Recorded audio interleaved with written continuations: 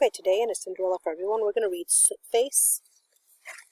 Sootface is an Ajibawa Cinderella story. It is a tribe found in the United States. So let's read a little bit of the history of the Ajibawa. It says in the back, if I can find it, that this story comes from an area located in the north, usually Canada and northern United States, by the Great Lakes area.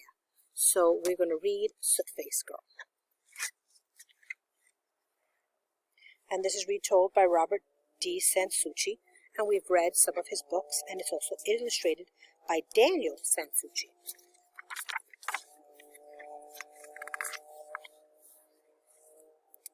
Once, an Ajibawa man whose wife had died raised 3 daughters alone. They lived in a village beside a lake, deep in a forest of birch.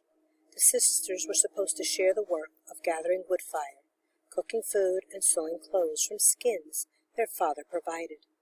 The 2 older girls, though pretty enough, were lazy and bad-tempered. When their father was away hunting, they gave most of the work to their youngest sister.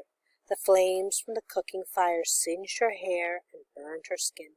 Sometimes her sisters beat her and smeared her face with ashes. Then they made fun of her and called her Sootface.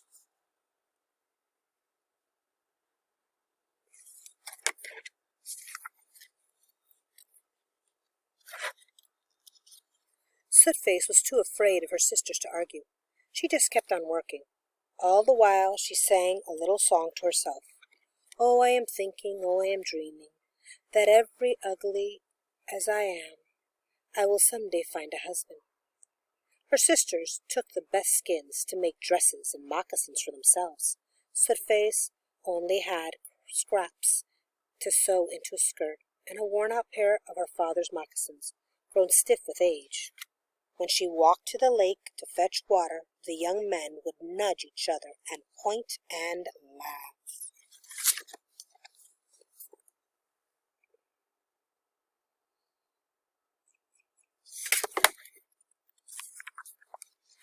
Now, there was a mighty warrior who lived with his sister in a wigwam across the lake from the village. A great medicine man had given him the power to make himself invisible. No one from the village had ever seen him, though they saw his white moccasins when his sister hung them beside the door flap. They saw the flap rise and fall when he entered or left his wigwam. The villagers knew he was a great hunter, for they watched his sister skin and dry all the deer, elk, and other game that her brother brought her.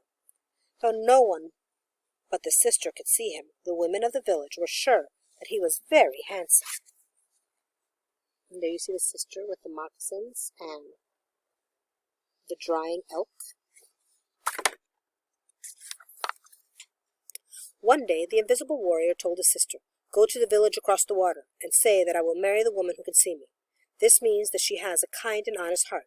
Each day I will carry my magic bow. The woman who tells you what my bow and bowstring are made of will be my bride." His sister brought his message to the village people. One by one the young women came to visit the lone wigwam. Each carefully braided her hair, dressed in her softest deerskin skirt and moccasins, and wore her finest necklaces of shells and beads. The invisible hunter's sister greeted each young woman kindly, but when she asked them to tell her what her brother looked like and what his bow and bowstring were made of, each young woman failed the test and was sent home.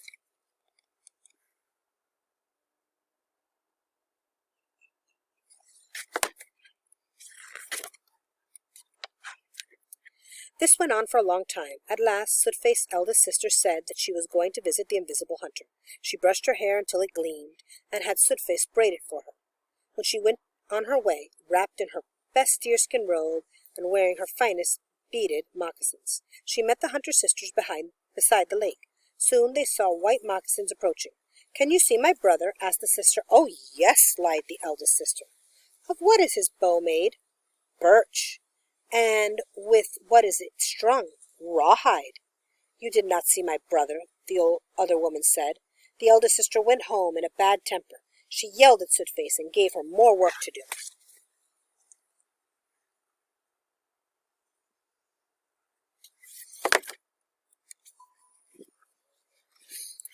The middle sister, who thought herself clever, decided to try her luck. She hung strings of pale shells at her throat and had Sootface weave some into her long braids. Off she went, sure she would become the lucky bride. As she walked with the hunter's sister, she saw the white moccasins approaching quickly. She said, "Here comes your brother now." "Of what is his bow made?" asked the hunter's sister. "Horn," said the middle sister, thinking of the finest bow she could imagine. "And with what is it strung?" "Braided horsehair," said the middle sister, pleased at her cleverness. But the other woman shook her head. "You have not seen my brother." The middle sister arrived in a fury. She scolded Sootface and smeared more ashes in her face.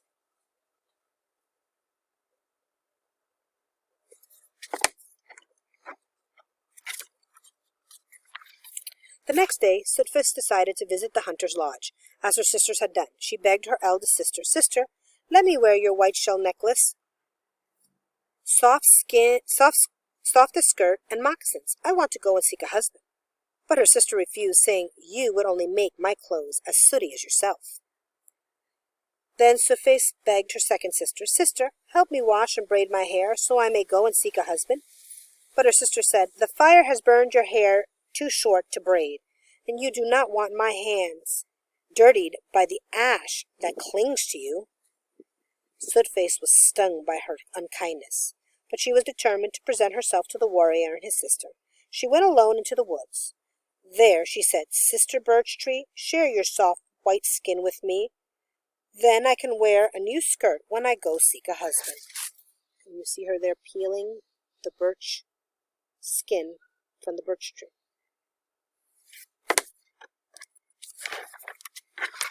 Sootface took strips of birch bark and sewed them together to make a skirt. She wove herself a necklace of wildflowers and soaked her old stiff moccasins into the spring until they grew soft. Next, she washed her face and hair as best she could. Her hair was too short to braid, so she added flowers to it, all the while singing, "Soon I am thinking, soon I am dreaming, that I will find a husband. I am sure it will be so." But when she passed through the village, dressed in her finery the forest had provided, her elder sisters cried, "You are so ugly and foolish looking. Go inside at once. You will shame us before the hunter and his sister," called Sootface middle sister. And there's Sootface with her flower necklace.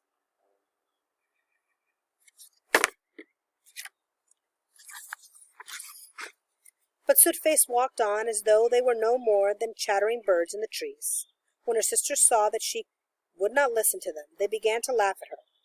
To friends and neighbors, the eldest sister said, "Come, see little Sootface. Her clothes are birch bark and weeds. Her moccasins are stiff and cracked, yet she goes to find a husband." Next, the middle sister shouted, "Look at little Sootface. Her hair is burned too short for braids. The smell of cooked fires clings to her. Still, she hopes to find a husband." Soon all the villagers were laughing at her, but the young woman continued on her way, never once looking back. And there she is in front of all the village as they make fun of her.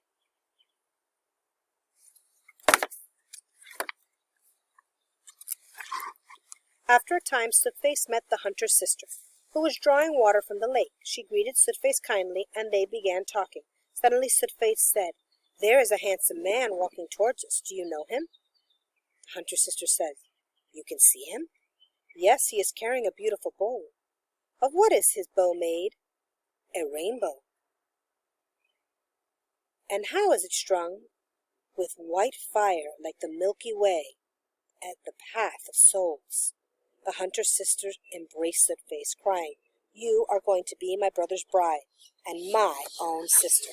And there's the handsome warrior with his rainbow bow.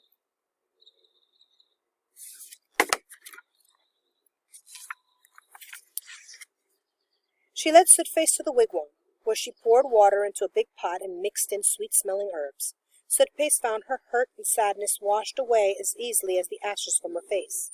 The hunter's sister gave her a dress of soft white buckskin, decorated with beads and quill work. When she combed Sootface's hair with a magic comb that made it long and thick and shiny as a blackbird's wing, this she plaited into braids. "You have made me beautiful," said Sootface when she looked at her reflection in a pot of water. "Your beauty was merely hidden beneath the scars and ashes," said the other woman kindly. Then she called her brother into the lodge. And there's Sootface in all her new, beautiful clothes and getting her hair braided.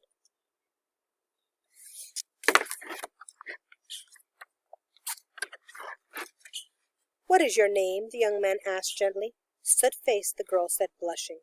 He smiled and shook his head. "Your eyes shine with such joy that I will call you Dawnlight.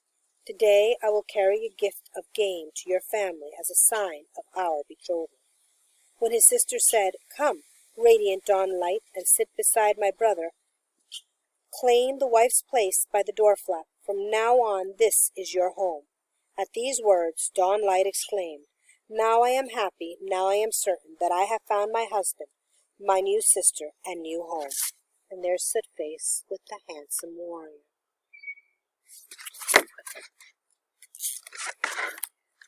They were married soon after. Everyone was pleased, except Dawnlight's two older sisters, who had to do all the cooking and cleaning themselves now.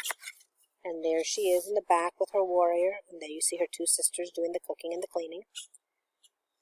This book sounded a lot like Rough Face Girl, because they come basically from the same general area. The Algonquins were mainly in northern New York and Canada area, while this one is more in Canada. And if you look at the pictures, the way the houses, the wigwams were created and what they used were different from when we read Sootface, which they had teepees, but they also had what are called longhouses. So I hope you enjoyed it, and you can compare and contrast, which is what we've been doing as we've read through our Cinderella for Everyone.